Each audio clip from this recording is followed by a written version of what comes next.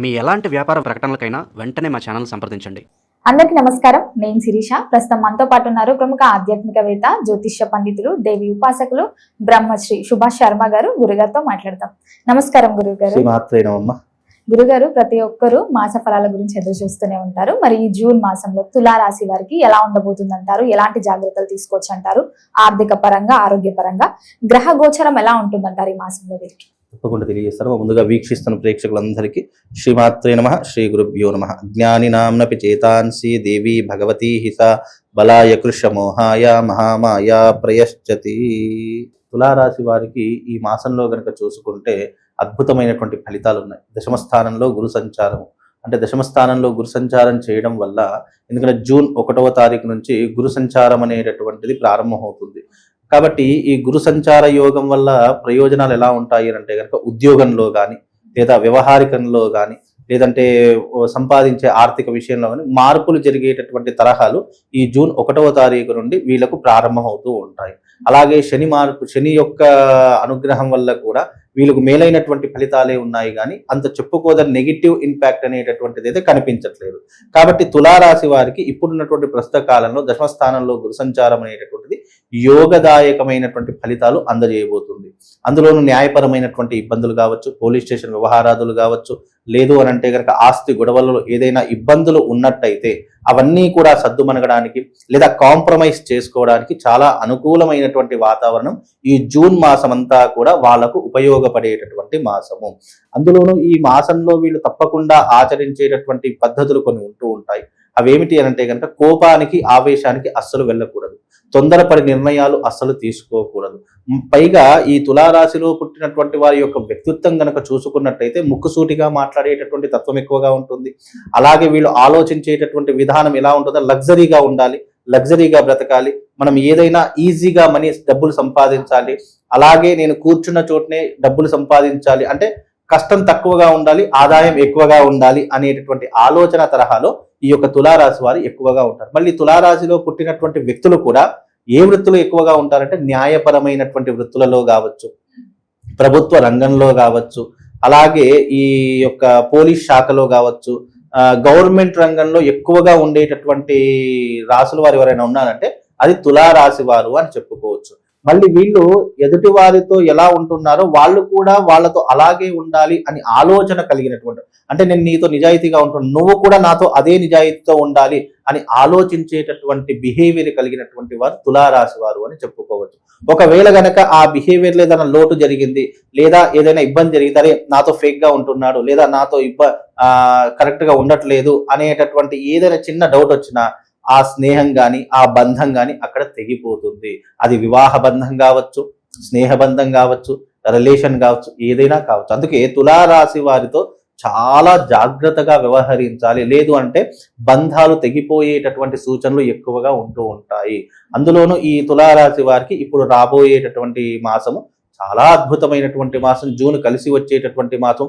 మీరు పెట్టుబడులు పెట్టాలన్నా, లేదు అని అంటే గనక కొత్త వ్యాపారాలు ప్రారంభం చేయాలన్నా మీకు అనువైనటువంటి మాసంగా చెప్పబడినటువంటి మాసము ఈ యొక్క జూన్ మాసం. కనుక ఈ జూన్ మాసాన్ని సరిగ్గా యూటిలైజ్ చేసుకుంటే, సరిగ్గా ఉపయోగించుకుంటే గనక మంచి స్థాయికి వెళ్ళేటటువంటి అవకాశము తులారాశి వారికి ఏర్పడబోతుంది.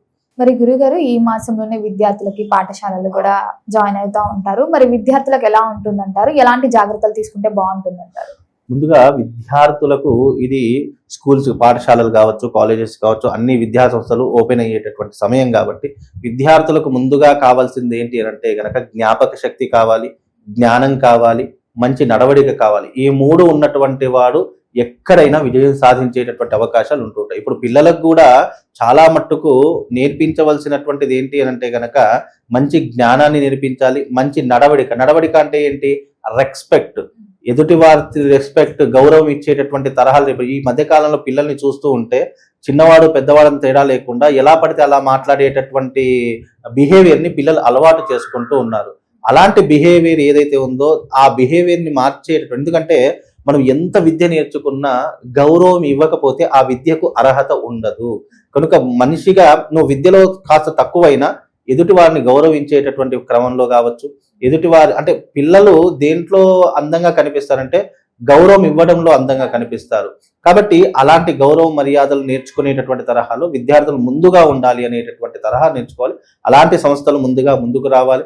అలాగే విద్యార్థులకు కూడా చాలా మంచి కలిసి వచ్చేటటువంటి మాసంగా కూడా చెప్పుకోవచ్చు.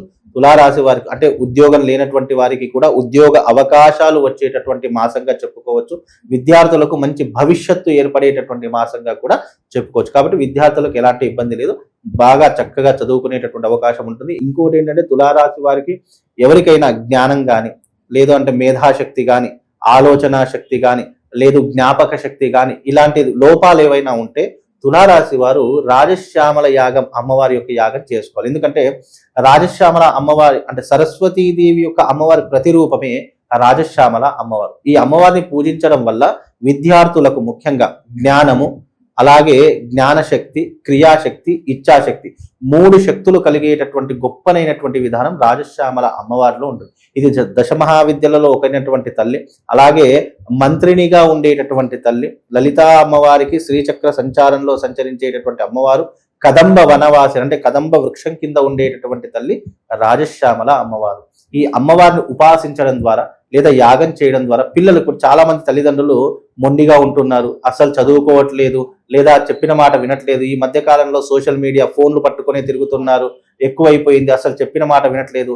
కొంతమంది విద్యార్థులు అయితే స్కూల్కి వెళ్ళి వచ్చారా, రూమ్లోకి వెళ్ళారా, గొళ్ళెం పెట్టుకుంటున్నారు, బయటకు వెళ్ళట్లేదు.